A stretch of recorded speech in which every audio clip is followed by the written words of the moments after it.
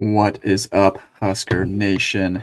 This is Andrew with Huskies, representing Huskies and HuskiesStore.com. I am going solo tonight because Dave is in an eternal state of depression after the last loss. He doesn't take losing very well. It's okay. It's one of his faults. It's all right. We all have them. But we're going positive vibes only. Check out HuskiesStore.com. Check out for the positive vibes merch, any other cool merch that you see, including my good life stuff. I'm just starting to go broad. It's just Nebraska centric, baby. It's always Nebraska all the time. But this is a tough one. This was a tough one to take, guys, and we got a lot to get through, a lot to get off of our chests here. Please comment. Solo podcasting is not something that I ever thought was in my future, but here we are. We're doing it. We're going to get through it. Got some things to get off our chest here. So, instant emotions following the USC game. Let's just start there.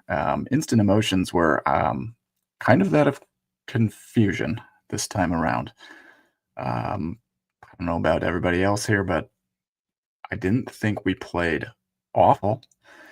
There were some bright spots. It was like, holy cow, these Black Shirts defense has turned up. EJ is running rampant on them. I, at one point, felt like there was no way we were going to lose the game.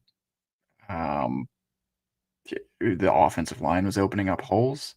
They only had like a handful of sacks, less than 3, I believe. Jaden Mayava was just lost. I mean, absolutely lost, and went 9 for 23 on the day.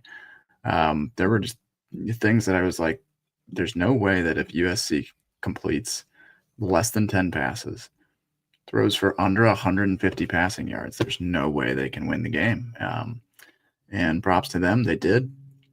I was confused. I was just a little torn up. Obviously, losing Dylan Hurts changed the whole trajectory of the game. Latif, a little bit of a deer in the headlights. Not his fault. Not exactly a moment as the backup QB you're planning on being thrown into, but didn't really look ready. But I think this week's going to be different, and I'll kind of get into that. Some impressive stats from the day, I thought overall kind of did show up. Dylan, give him his flowers here. A lot of mixed reviews out there. I don't blame people for feeling, super low on his year as a whole after that. He completes 10 passes, was only 91 yards. We never really stretched the field entirely. He hit a couple of medium level passes, I guess, second, third read, but just never really hit those deep shots again. And that's kind of been, people have been dogging him all year for that. But here's the deal. When you've got one of the top recruits in the country, I think before the season, if you told me, or if anybody told you that Dylan would be 20th in completions, 4th in completion percentage, 36th in pass yards, he's at 2,000 through at this point in the season. He is at an 18-6 touchdown to interception ratio, and he's 21st in the country in QBR. I think you'd say, okay, Dylan was that's what we paid for. He's having a good season. He's leading us to victory. It's a better touchdown interception ratio. He had 3 one-score wins under his belt. That's like the most we've had in almost a lifetime. I swear to God. You got a pretty good season out of Dylan. You got an upward trajectory. I don't think we quite got the massive sophomore leap that everybody was hoping for. But he's done now. He got us some wins that we would not have otherwise gotten. End of story. This team is absolutely different without him. I think we are handicapped in some ways without him. But I'm excited for Latif. He's going to bring a whole new dimension to the game. He's going to bring his legs. I am salivating at the thought of like Pat White and Steve Slayton offenses under Dana Holgerson, and thinking of TJ Latif is like, maybe he's just got this little, I don't know, maybe he's got a little shimmy to him. Maybe he's got a little bit of that water bug action, and people just can't keep up. He's like that quintessential college QB that is just kind of elusive and dangerous with his legs and can be a threat at any time. So maybe he's got a specific playbook that has been waiting, that we've been kind of waiting to unleash, that we weren't able to with Dylan. Um, on the other side of things, my instant emotions when Latif came into the game is like, how's the operation going to be? And I think we found out a little bit. The operation was not clean. The fumbled snap, which honestly, if you look at the replay, looks like that would have been a touchdown to Barney. Holgerson even commented on that in his presser this last week. He had a couple of misreads. He had one deep ball that actually looked pretty nice. The things that I'm confident in leaving the game, he went 5 for 7. Problem is, it was for 7 yards. So what that is telling me is we've got a trend of completing very short passes, whether that's an offensive line problem, a play calling problem, or reading the defense problem. I think it's just a combination of all of them. But I think we might see bigger ups and bigger downs. With Raiola, we got to a point of consistency where we know he can complete short to mid-range passes with no problem if they are open. If you buy him time, he will pick defenses apart. But we also got to a point where we said, man, that we just never really saw consistent deep threat capability with Raiola. But that's all right. We kind of knew who he was. He wanted to take 3 seconds to throw the ball. He oftentimes took 15 seconds to throw the ball, and sometimes they were completed from his stomach, and sometimes they were just horrible decisions. But all in all, Raiola was Mr. Consistent, and we didn't really see fumbled snaps. We didn't see miscommunications on play calls. 2 years ago before he was here, God, we were running, like, our quarterback was running to the right, or running backs run to the left. Like, I swear to God, Harburg, I love him. He's still on the team, and props to him for that. But goodness, the operation was just not smooth. And that was just one thing that I think we probably took for granted this year. We haven't had fumbled snaps. We had a couple bad turnovers, but we haven't had many issues getting plays into the game, except for like the times when his headset was broken. I mean, like, it was fairly smooth in getting plays called and running them in the way that Holgerson, I think, wanted to. The problem on them was, I guess, just the execution of those plays and the reads. And did we hit the any deep crossers? Answer, no.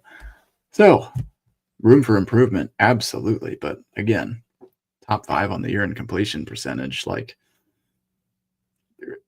that's not exactly familiar territory to Nebraska fans. It's like, we can't. I mean, how picky are we really going to be here?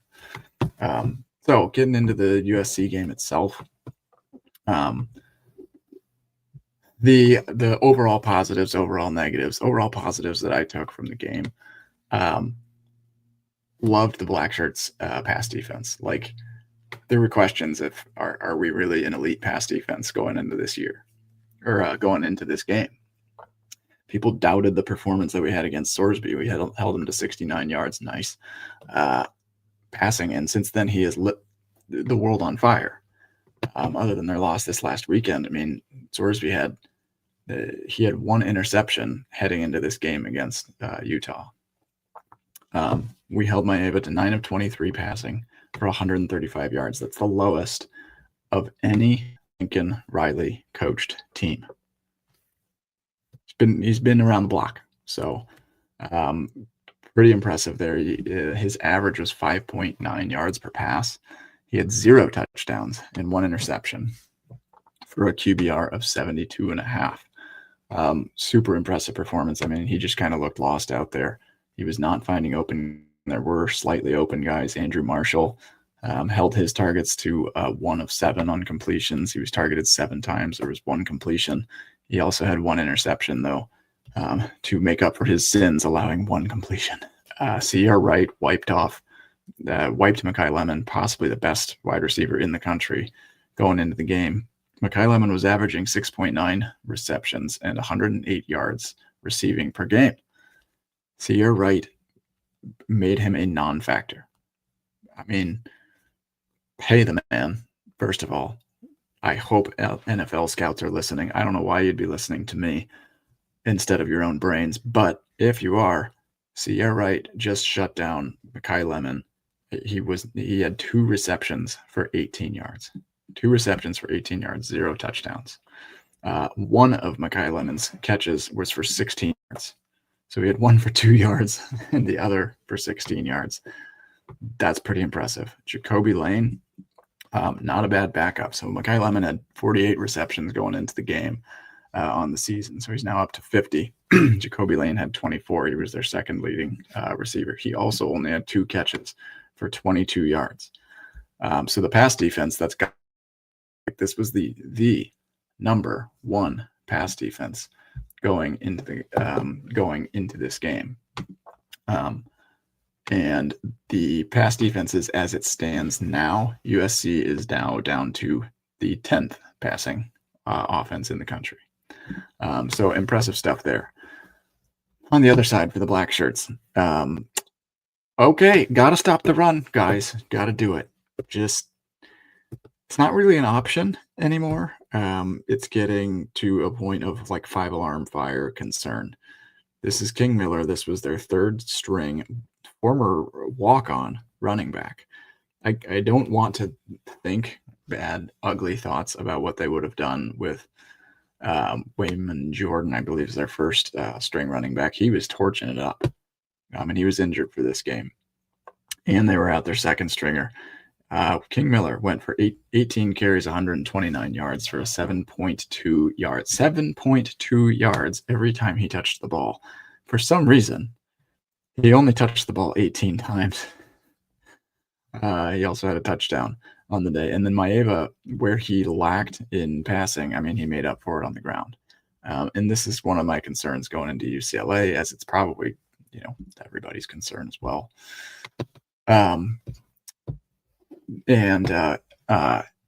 Ella Talley commented on that as well. Remember last year when Eric Bieniemy led UCLA, embarrassed Nebraska in Memorial? We don't match up well against them, but hopefully Latif can execute a game plan. Gotta watch the Laker game. See you, buddy. Goodbye. Have a good one.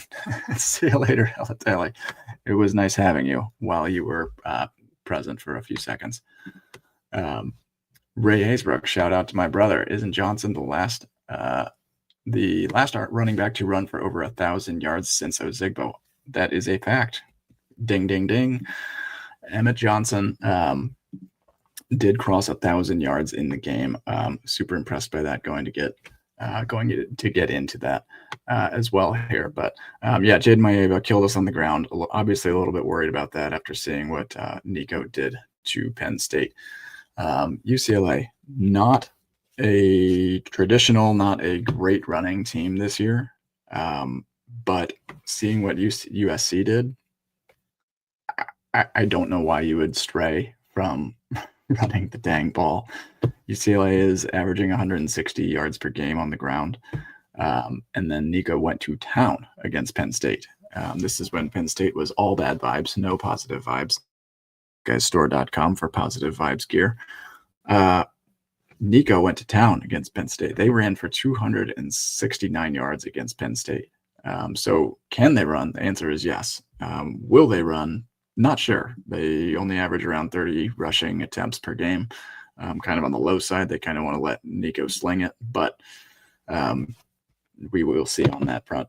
Getting back to the Nebraska side of things, other impressive stats from the game that came about. Obviously, I mean, we talked about Rayola already, but Emmett Johnson is he is a dog.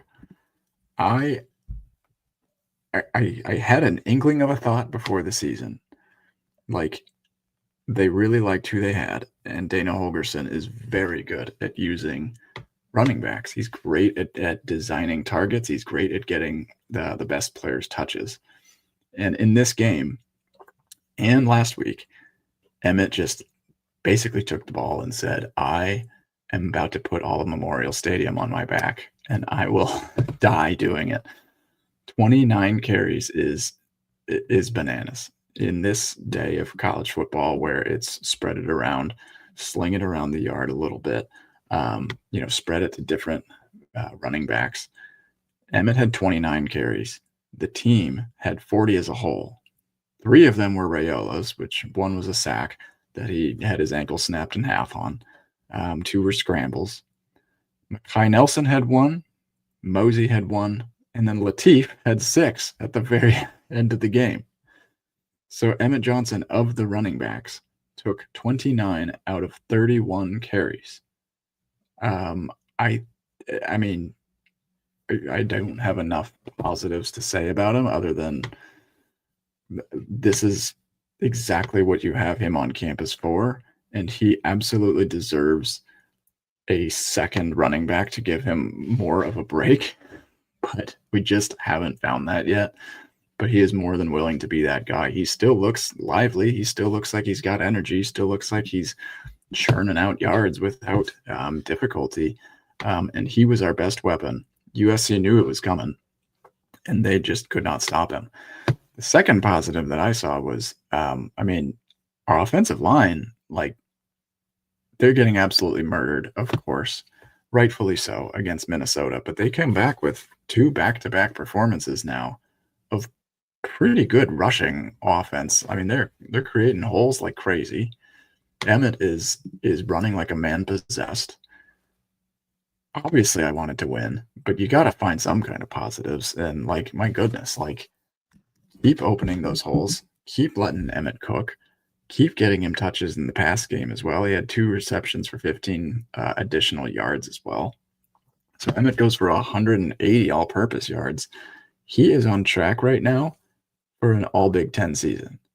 And I think this is one of those times when you say, okay, we're 6-3, we can't beat good teams. You might be right, but there are moments when you've got to step back and say, let's enjoy a little bit of what we have in front of us. Hunter, Johnson, watching Rayola at times has been pretty special this year. That's not just something to just, wave your hand at a little bit. They've been good. They've had electric moments. You can see the potential. You can see the possibilities if all these guys are coming back next year. We just need an O-line around them, and we need to keep on being physical and winning at the attacking up front. The other impressive solo stats that we had out there, Javen Wright, guy is like a 6-year senior and has played through a lot of medical complications. Power to him. 11 total tackles. He had 1 sack. He had a tackle for loss, a pass deflection. Stuff in the stat sheet. Love to see it from the senior leaders. Cade Petrzak. Still can't pronounce that guy's name, but Pietrzak. How do we get Petrzak from that? I'm just, I guess, ignorant of whatever language that comes from, but he had another sack as well, and a tackle for loss. He's becoming a little bit more of a reliable force on the defensive line. So great to see from a freshman.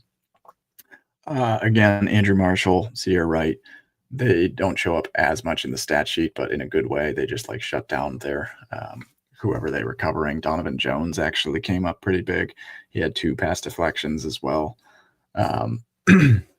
Andrew Marshall had 1, and then Deshaun Singleton, I think, as well as Vincent Shavers. Those 2 guys have taken their game up to another level. I really want to see Deshaun Singleton get drafted. I think he is. He just seems to be that type of leader that is just sound and solid and makes the plays that he needs to make. And then Vincent Shavers he's becoming an absolute dog. 2nd year, and he is just leading this defense now. I think Singleton, he's probably our best leader back in the secondary, either him or Buford. Although Buford, I am so tired of seeing him miss tackles. It is just horrifying every single time. I just wet my pants when there's a running back running toward him. But Shavers, talk about somebody with the sky is the limit potential. That's Vincent Shavers right there. He's kind of, I think he could be one of the next great linebackers at Nebraska for certain. So he had a sack. as well in the game, 6 total tackles. So pretty good stuff overall. Not too special of a day from the special teams. The final thing, just on USC in general, coaching. Okay,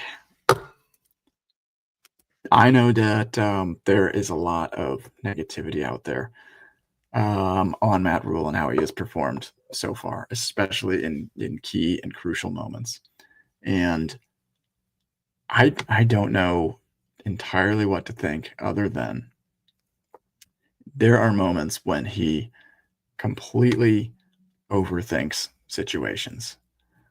Um, you know, starting in the Michigan game, the end of that first half, it, there was some obvious, like, we were not prepared for this moment situation. It worked in our favor. We threw a Hail Mary to Ja'Cory Barney, and it worked. And I don't know how it worked, but it did. But the fact remains, there was clearly indecision on that sideline in, like, if we're in this situation, here's what we're going to do. Okay, when you're in 4th and 1, we need to have better plans. I think there is this. I don't know if it's him and Holgerson that aren't on the same page or what, but they're clearly fumbling with indecision. We have the ball. It's 14-6. We're winning the game. We have a chance. That 4th and 1 kicking a 52-yard field goal was, to me, just a complete lack of trust in our ability to get 1 yard. And why that would have existed is just, to me, more of a feel for the game and less of a, well, we weren't planned or we didn't have something ready. It's it's kind of a combination of both, because they got in there, they lined up. Latif was in the wrong position. So Harburg's trying to motion to him, and then there's chaos, and then they end up calling a timeout. That's when they bring out the kick team. But right before they bring out the kick team, you see Rule on the sideline, and he is like looking around like, guys, we're kicking. And then somebody like one of the O linemen or whoever sprints out onto the field. Like, he wasn't ready for that either. The feel for the game is more so, are we going to be the team that goes for it? Like, Oregon has developed very much an identity. Like, 4th and 1 right there, that Dan Lanning's Oregon Ducks, they are going for it, no questions asked. And that is like an identity thing. That is we're absolutely ready. We know exactly what yard line and where we're going to be going for it. And the only thing that can change that is your feel for the game. Like what moment is it? Because if it's in the waning minutes here and you're desperate for points, okay, like, I can get it, but be ready. The problem that I had with it was we called timeout, and then we're still sending a player on late who also still didn't know that we're kicking the ball. Like, if you're going to take that timeout, you come back out and you run the ball. I think that I would have understood more if it was, okay, we're very clearly trying to draw them off sides. I don't even know if we were trying to do that. I think we just didn't have the right play at the right moment, and we didn't have like the feel for the game. Like, this is a time when we are clearly going for it. We have a play ready. It's showtime. I choked.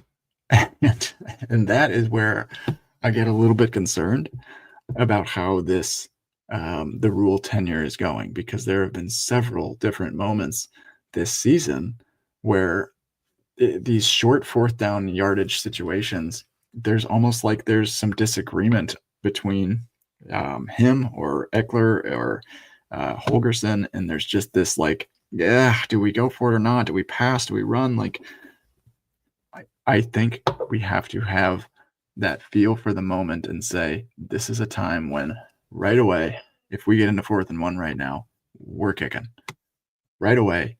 If it's 4th and 2, 4th and 1, this is the play that we are doing between these yards on the field. And the only thing to override it is situation B, which is this. And there just seems to be this like waffling and going back and forth and thinking about it when it happens instead of having a plan A, having a plan B, having a plan C ahead of time.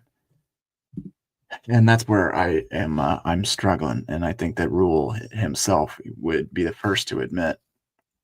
He said after the game, "I thought we had the yards, like Eckler said we had it. 52 yards is not a chip shot for a college kicker. Are you crazy?" I mean, Cunanan is fantastic. Like he's been great all year. He has missed a couple too many field goals recently over these past couple of weeks, but he has overall been a good kicker. But 52 yards is not a chip shot for anybody, and this is not like it's a oh man we didn't draw him off sides. Let's send him in now and he'll just make it. No, this is still a bomb, and you've got to be ready to kick it, and you can't be like fire drilling out of a timeout. It has to be, we're going to try and draw them off sides. If we don't draw them off sides, I'm taking a timeout. When I take a timeout, we're kicking. That's fine. But having a confusing play call where your backup quarterback comes in and turns around and runs this like motion and then panic calls a timeout, and then your team's scrambling to get on the field after the timeout, mainly because you're just still yelling at referees and stuff too. That was a whole different situation. Like, be in the moment, have a feel for the game, have a feel for the moment, and be ready to go. And I think if we do that a little bit better, we're going to start getting a little bit more winning. Now, speaking of having a feel for the moment, TJ Lateef time. Let's talk. TJ is being thrust into the pressure cooker of Nebraska football. I mean, I think that he has been around enough now to realize that there is a microscope on you pretty much every moment that you are on the field or even on the sidelines. There have been even some like highlights when I'm like, man, I wish TJ Lateef was cheering more. And I'm sitting there like, God, why am I judging him? He's standing on the sidelines. But this is what Nebraska fans do. We overthink, we over criticize, we over everything, really. We over fan. And we're not going to stop. So, TJ, welcome to Nebraska, but also welcome home. He's going back home to play. He is from the Compton area, Orange, California. Played for Orange Lutheran. Good player in high school. Passed for over 2,000 yards. Became an Elite 11 quarterback. Like, this is one of the top 11 quarterbacks in the country coming out of high school. So it's not like he's some Joe Schmo. This is TJ Lateef coming out of California. He was high sports all-state. He completed 71.5% of his passes. He ran for over 230 yards. That was in 11 games his senior year. Question mark on him. He's at 23 touchdowns, 8 interceptions in high school football. So you'd like to see that probably a little bit higher ratio than less than 3-1. He ran for 292 rush yards, excuse me. Good news for TJ. This is the worst defense that he will face the rest of the season. When we are looking head to head here, points per game, Nebraska averages 29.8. That is 45th. UCLA averages giving up 31, which is 103rd. Yards per game, Nebraska averages 367, which is poopy at 76. But UCLA gives up 378.6, which is 67th. They also give up 0.47 opponent points per play, 0.47 points per play, which is 111th in the country. They are also the worst third down defense in the college football world, which is fantastic news for helping us keep drives alive. They give up 55.14% of the third downs go to the other team. So they are not good at getting themselves off of the field. Great news overall, I would say. The rushing defense on UCLA's side, that is what gives me, like, you've got to have some confidence here that we're going to win the game based on on that alone and what we have seen the last 2 weeks. Like Holgerson, I get it, traditionally air raid guy, but he has also had he was like Kendall Hunter back in the day with like Okie State. He has had some fantastic running backs. He can turn these guys into all world players, and he has basically made a decision after that Minnesota game, like, okay, passing, being drop back passer, any version of the air raid, not going great. So showed a little bit of a heavier reliance on RPO. It is definitely working. You've seen it work with Barney and Hunter. He knows he wants to get the ball to Barney a little bit more, but Emmett is going to be the guy to win us. Any more games the rest of the season are basically going through Emmett first and foremost. Like stone cold guarantee that this game in particular is going to be, this could be like the Emmett Johnson legacy game. Like when you're looking back and you say, okay, you've got the end of the season, first team, all Big Ten, Emmett Johnson. I mean, first of all, imagine that. A Nebraska running back, first team, all Big Ten. You would say, yeah, we had an awfully good season. You would take that in an absolute heartbeat, just even hearing those words. UCLA averages giving up 5.2 yards per rush on the season, 121st in the country. They average their opponents are running the ball on 57.4% of plays. That's 118th. People just run the ball at will. That is absolutely fantastic news for our rushing game. They also give up 195 rush yards per game, which is 119th in the country. That is even worse, guys. That is even worse than our rush defense, which is huge news. Everyone knows how bad our rush defense is. The whole world knows it. USC knows it. Northwestern knew it. They ran all over us. They just were like taking their dog for a walk. They just ran right in between. Off tackle, up the middle. It is ridiculous. Truly, it is ridiculous. We had some big stops, but it is like infuriating to watch such a fantastic pass defense, literally the number one pass defense in the country, go to waste this year. But I digress. Nebraska is giving up 173.9 rush yards per game. That's 98th. UCLA is giving up 195 rush yards per game. That's 119th in the country. You love to see that. You absolutely love to see that. The only other things that come to mind here in this game is our offensive line, a little bit banged up. It sounds like Pritchett might be able to come back. I think that our special teams, we're going to have an advantage in special teams. It seems like it's been that way for several weeks. I think that Latif is going to be very much, I don't want to say zone read, but more so like RPO.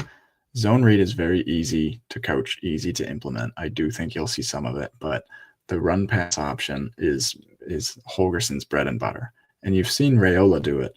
So I have to think that when you see a rush defense as bad as UCLA's, that Holgerson shows up and says, we're going to ride Emmett, but that is going to make our RPO absolutely lethal. If Emmett is going for 5 to 7 yards per carry, make it rain. Uncork the deep ball. I want to see if Latif has just less hesitation. Raiola wanted everybody to be 5 or 10 yards open. That's what he wanted. He picked apart teams that stunk at playing pass defense.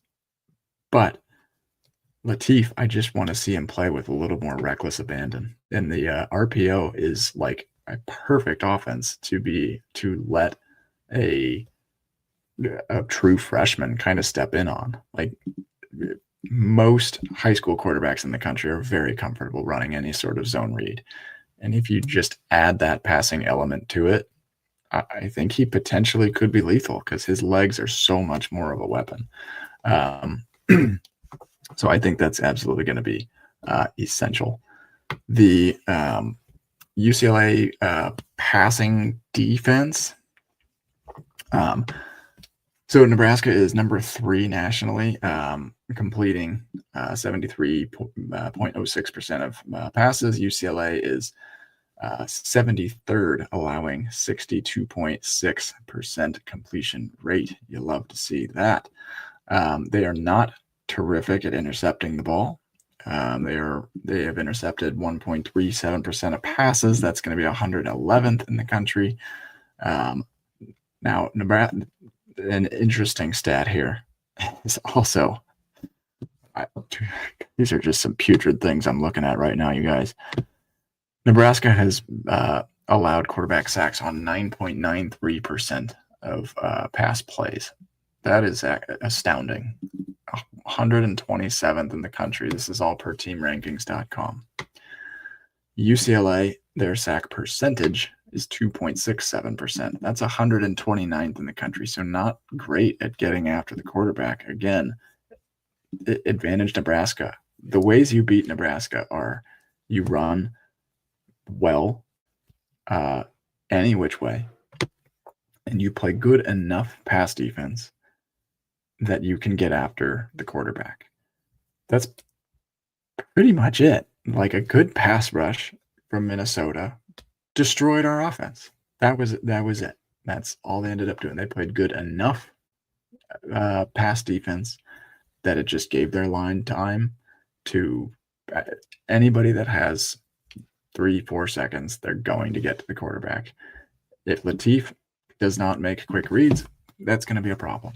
But I just think we're going to rely so heavily on the run game and Latif's legs that we're probably only going to throw 20, 25 times in this game and run it closer to 40.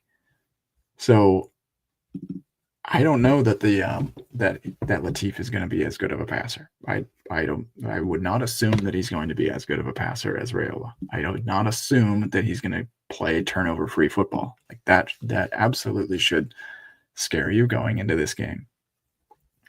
But I do think that that UCLA struggles enough to get pressure and struggles enough at stopping the run that if you were to pick any opponent this season to start Latif against, you'd say, I probably want the one with that just isn't good at either thing, really. So we'll take that. UCLA going into this season. So last year, they were the worst third down conversion percent team in Power 4. This year, it's more of the same. Last year, they had a pretty decent rushing defense, but one of the worst passing defenses in the country at 108th. They also lost a ton of production. They only returned 37% of their returning production from defense, including they lost a linebacker last year that had 136 tackles. So they are still figuring things out. Obviously, they fired their coach. Nico Iamaleava had just an insane drama, but we know what kind of talent he brings. Scary player. And on the defensive side of the ball, it's going to come down to, is Nebraska able to contain his legs?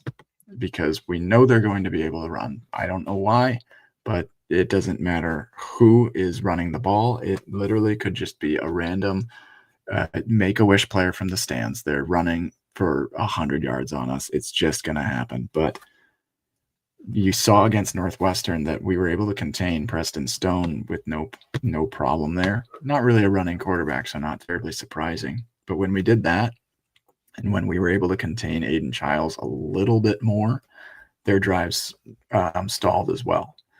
When we were able to contain Malik Washington, their drives stalled a little bit as well. It was, to me, like they're working through a lot of the same stuff here. UCLA's passing yards has been a huge predictor of their success this season. But really, it's their rushing improvement that has actually probably been the bigger predictor. The fact that they are up at in the hundreds, 160 yards rushing. So they went for 88 rushing against Indiana, 193 against Maryland, 238 against Michigan State, 269 against Penn State. But then in their first 4 games, which were all losses, and got their head coach fired very quickly. And it was looking like an 0-12 season at that point. It was a shocking turnaround. Against Northwestern, they had 29 carries for 131 yards. Against New Mexico, they only had 109 rushing yards. Against Utah, they only had 84 rushing yards. Against UNLV, they had 173 rush yards that game. But then if you compare their passing offense, they seem to have a preference for passing. But Nico is down at 1,468 pass yards. He's at 6.3 yards per attempt and 10 touchdowns to 7 interceptions. So he is having a little bit of a struggle of a year, a little bit up and down, I would say. His best games have come in pretty big moments, though, I would say. Like against Penn State, which, again, at that time, Penn State still had a head coach, which is an important thing, as it turns out, in college football. And it has not gone well for them since. Against Penn State, he was 17 of 24 for 70%, 2 touchdowns, 0 interceptions. That is his single best percentage or completion percentage on the season. UNLV was second at 70.7%. Northwestern was third at 70.4%, but not nearly as good of defenses. Against Indiana, his last time out, so they're coming off a bye, which is always scary. He passed for 48%, season low, 13 of 27. 0 touchdowns, 2 interceptions. So other than that Indiana game, they ride Nico, and it is like night and day. When he passes over in all of their wins, he has passed for at least 60%. In all of their losses, they don't run the ball nearly as well. It's just they're very offensive heavy. Their defense is porous. They are bad. They are they're going to allow points, including to somebody like TJ Lateef if he can run the ball well enough. So I think that's all that I have to say. I went for longer than I realized. I'm a Nebraska fan. I think too much. I know too much. I have a burden of knowledge that I need to unload. Thank you for listening. Go Big Red. I think that there's going to be my final predictions here. UCLA's line was minus 2.5 on the game. It does feel about right. Nebraska's momentum has clearly shifted losing Raiola. Like, I get it.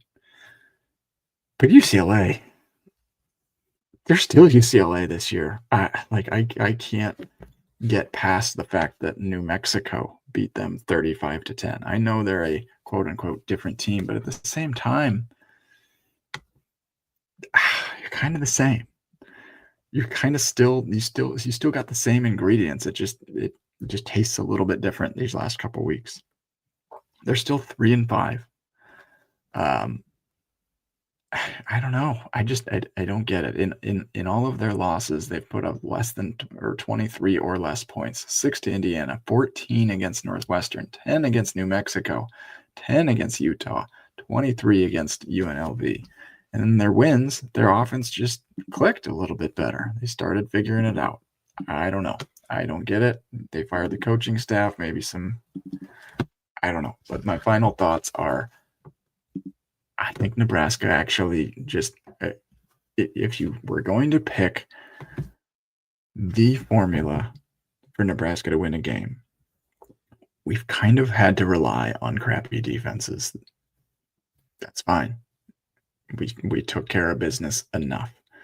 It wasn't, we haven't gone scorched earth on these teams like Indiana, and apparently Kurt Signetti can just beat everybody by 50. I guess that's what great teams do. That's fine. If we're going to be considered a good team this year, I think we beat UCLA. The way we're going to do it is on the ground. We're going to use Lateef's legs. We're going to use Emmett's legs.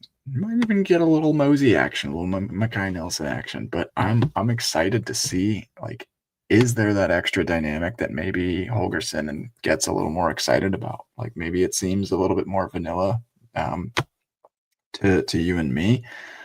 But exciting in a sense that like we've got a little bit more speed on the field. We've got an additional weapon on the field. I don't know.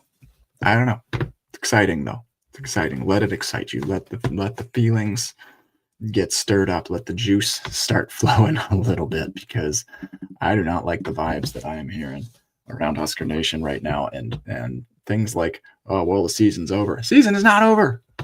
We have 25% of the season remaining. More than that with a bowl game. Like, there's 4 games left. 4 games. You only get, most years, 13 games.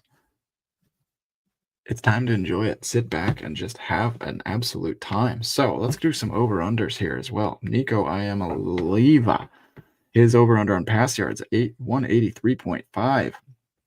I mean, God, nobody's gotten like close to that. If Maeva can't hit that, let's go unders, baby. TJ Lateef over. Oh my Lord. Okay. 192.5 pass yards. Don't think that's happening. I'm going under. 1.5 pass touchdowns. Okay. Let's go. I'm thinking I'm going under. I'm taking his legs though. I'm taking his legs. He's 1.3 times odds if you want to get in on a rushing or receiving touchdown. Probably not going to get a receiving one, but a rushing touchdown for Lateef. Talk to me. Emmett Johnson, his over-under is 104.5 rush yards and 130.5 rush and receiving yards. I mean, just smash that to the moon. This is like backyard. Somebody throws you the wiffle ball and you've got the Mark McGuire bat for the first time. Take the Vortex bat out and just moon balls, baby.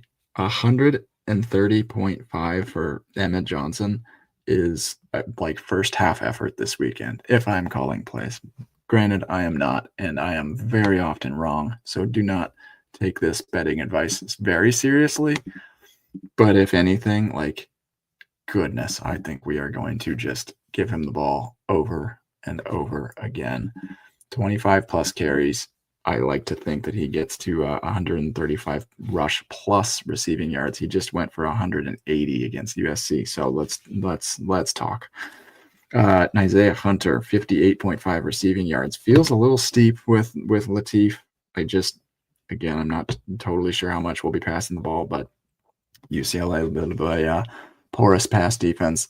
UCLA's defense, keep in mind, has given up 43 points, 30 points, 35 points. Then they got on a hot streak and they gave up just 17 to Northwestern, but then they gave up 37 in a win against Penn State. They gave up only 13 to Michigan State. That one should scare you a little bit. UCLA beat Michigan State 38 to 13. And then they only gave up 17 to Maryland, and Maryland kind of torched us at times. So maybe you thought, okay, things are looking good. Indiana puts up a 56 bomb on them. I think the points are going to be there. I think the stats are going to be there. It's not going to be pretty. It will not. But I think we're going to grind our way to 24-ish points. Dane Key, 28.5 receiving yards. That he is not getting much love anymore. But, I mean, God, you would think that we could complete one pass of 30 yards to Dane Key this weekend. But and his over-under on receptions is 2.5. Rico Flores, one of their top options. His over-under is 31.5 receiving yards. Again, our secondary. Trust them until you can't trust them anymore. Like, why would you not? Javian Thomas is another one of their options here. It's not a great bet there. Quasi Gilmer, his over-under is 47.5 receiving yards. He's an up and down kind of streaky player, but he was one of their big weapons against Penn State. He went for 5 receptions for 79 yards and a touchdown against Penn State. He also went for 4 receptions, 56 yards against Maryland. So, but again, 47.5 receiving yards, I think, on our defense. Like, when I would hope that we can continue to fluster Nico and just force them to run the ball all day. I like our defense to win those battles, and whoever their running back is, take the overs on their rushing yards. It's going to be the strategy to beat Nebraska the rest of the year, but this is the year where, or this is, okay, it's not the year, but it's a year. And this is the time when Nebraska, I think, just has to exert its physical will, which may or may not be enough. But the coaching staff knows it. UCLA knows it. We know it. Our best weapon is Emmett Johnson. Our second best weapon is our pass defense. Like, they're the ones that can flip this game on a dime.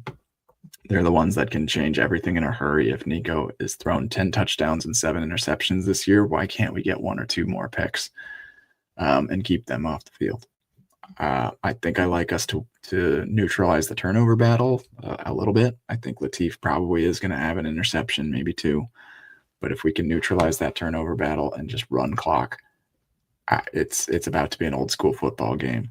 Probably not as high scoring as we thought it was going to be when it was going to be Nico versus Rayola preseason. I thought this game was going to be, 45-52 or something, but I am wrong often as it turns out. But this week I will be right. Nebraska will win. We will cover the spread at minimum. But go Big Red, and thanks for listening in. I'm sorry Dave wasn't here. Hopefully he's done crying after that loss by the time he hears this episode, and I wish him luck in his recovery from Nebraska football torture. But we're still here. We're still doing it. ShopHuskGuysStore.com. We're going to be having some cool Christmas stuff coming out in a couple of weeks, I think, depending if my brothers can get their crap together and make this happen. So HuskGuysStore.com has all of your good positive vibe needs, and this was kind of fun. It was cathartic, I guess, more than anything. But I don't know. I can only listen to myself talk for so long. So go Big Red.